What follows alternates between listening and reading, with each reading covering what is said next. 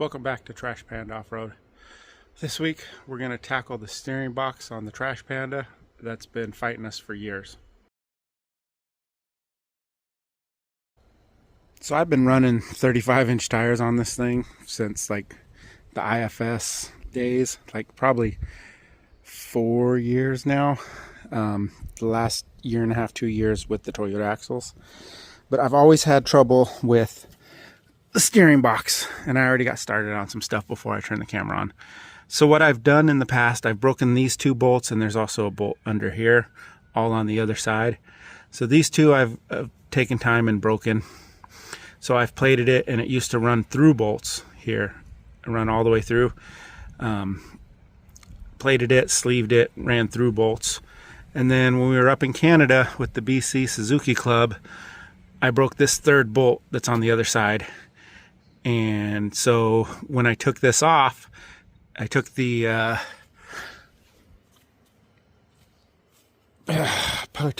pump off, or the steering arm, or the the steering box off. I ran into a lot of issues. You saw the other side, and that's this side where the sleeves are ripped out. There's a big giant hole in the frame. That bolt is broken, hole is broken right here. That bolt you can barely see, maybe see the bolt head or the bolt middle of. So we're gonna take all this stuff off and start from scratch. I gotta see what's been welded, what I've repaired, and what I can do to fix it. I'm gonna replace the steering box with something else. And first thing I think I should do, as I already started cutting this, I'm going to remove all this and see what I can do to fix that plate and fix the frame. And then we're going to cut this section here out, and we're going to run a fish plate or a plate from all the way here, probably from right here all the way up. And we're probably going to run a plate on the other side and box it all in. I'll probably cut this tab off. It's the stopper for the arm. I can weld another one on later. And those are kind of what we're thinking about doing. Hope y'all had a nice 4th of July. Now we're getting back to this project. I had these pieces made. Austin and I cut some cardboard templates. Had these cut out by a buddy of mine. Now we got to figure out how well these fit. And then we're going to line them up to where they actually touch the frame, and then we'll have to cut some holes in it so as that we know, so as that we can actually weld it to the frame. So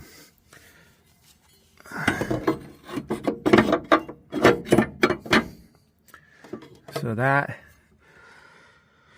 still sits a little high up there. It's supposed to be down here a little more. I'm guessing that's because it's, yeah. So it's touching up here on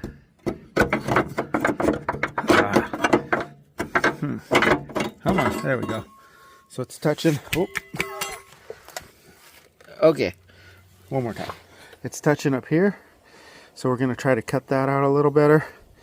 And since we're grinding, we'll clean it up a little bit. It was plasma cut, and then we'll see if we can get it to fit like we need it to. Got this thing cleaned up and on there, and it looks like we're definitely gonna still have to make some adjustments. If I can get my paint pen to open. So it looks like it's still a little tall here.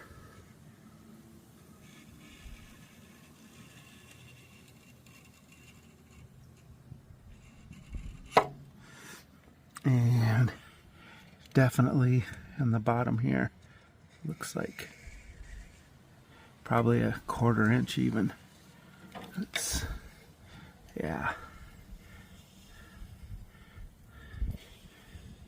Kind of like that. Yeah, that feels about right. Gonna have to cut here a little more. Focus. And kick this end up just a pinch more on the front. And we're gonna put a weld there.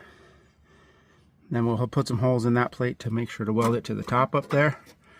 And then we're probably gonna cut a hole here, a relief here, and then probably some kind of relief here so we can weld in there to make it solid. This area right here is all chewed up because it's all bent, but then we can definitely weld here and here. Have to move some of this stuff out of the way a little bit, but we should be able to weld there. If I put a relief here, might cut that down a little bit so I could weld there. So we're still working on it, but this is the general consensus of what we think we're going to do. After taking a good look at what I've got going on here, I think it's time that I once again reminded everybody, I am not a mechanic. I am not a professional. I am an idiot with a cell phone camera. This is my theory. This is what I'm going with. And it's gotten me pretty far with this rig. That rig used to be awesome. It'll be awesome again someday.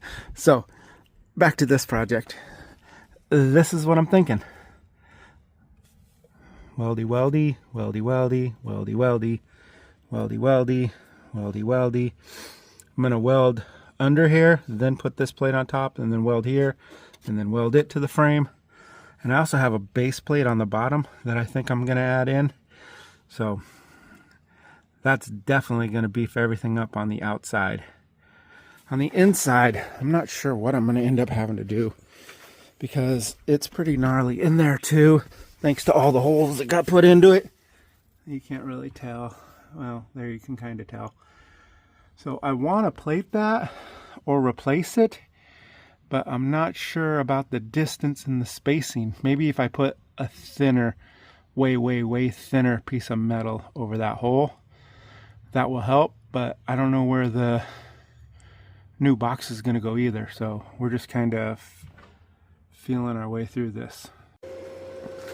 Now, a couple of things. I know I'm not a welder. I can stick metal together. So it's not great, but I'm not terribly concerned about it because there's going to be bolts and washers and stuff squeezing it tight. Just needed the extra support. So that's how we have it. I also understand that that piece of metal is way too thick to be welded to that frame very well. So it is what it is, but it's going to do what I need it to do, which is create a nice, good, hard surface that I can use as a backing plate.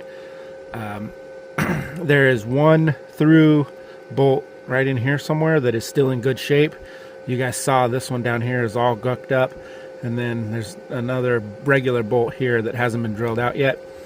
I'm gonna pick up a new box tomorrow. I'm gonna pick up a Celica box, and we're gonna see how well that mounts up, because supposed to be able to get like another 20 to 30 degrees of steering with the Celica box over the Geo Tracker box.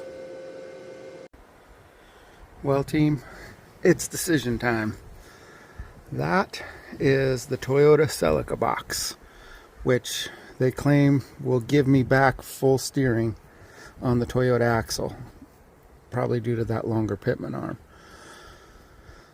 But it needs to be pushed forward a bit and turned vertically more. So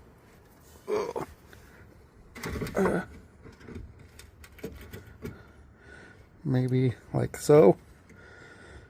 But as you can see, if I put it there, well, actually that might work. That might work. Let me find some way to hold it up there and get a better look at it. Definitely going to have to make some adjustments to the steering shaft. It's not quite long enough for one, and for two, I don't know if that spline count will actually get around that big giant lug there. So we'll have to figure something out for that. And if we move it, I don't think we have to do as much damage as I thought. It looks like we can cut this little fin right here and slide that box forward a bit more. And that is going to bring it down a little, which will help keep this level, the bar level. So that'll help also. If we can bring it forward maybe another inch, well, let's see what we can come up with. Here's the two boxes side by side.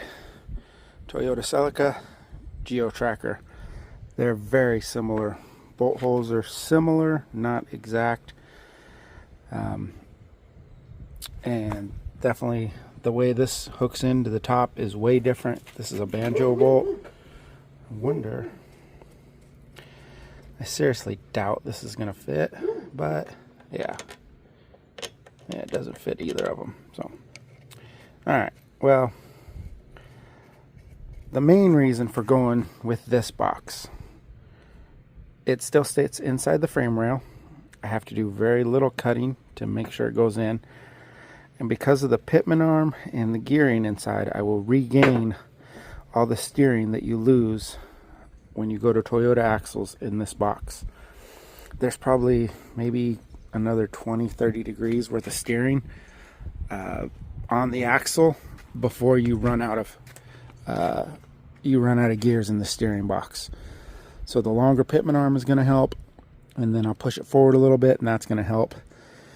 And in theory, we're going to gain that back, because the whole reason for having a short wheelbase vehicle is so you can corner and put it into tight places.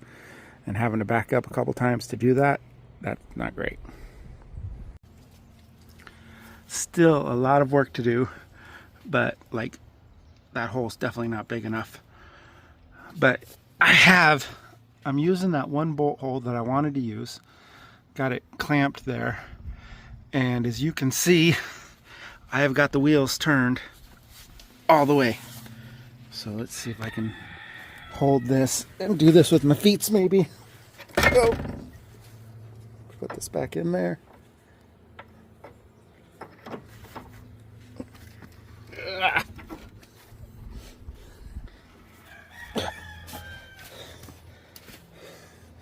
I'm cramping up. I really, for reals, I got a cramp. But you can see it's on the bump stop. It's on the stopper right there. So that box will gain back all the steering that I lost. So now, obviously, got to open that hole. Got to get some holes drilled. Finish fixing the frame to attach the box.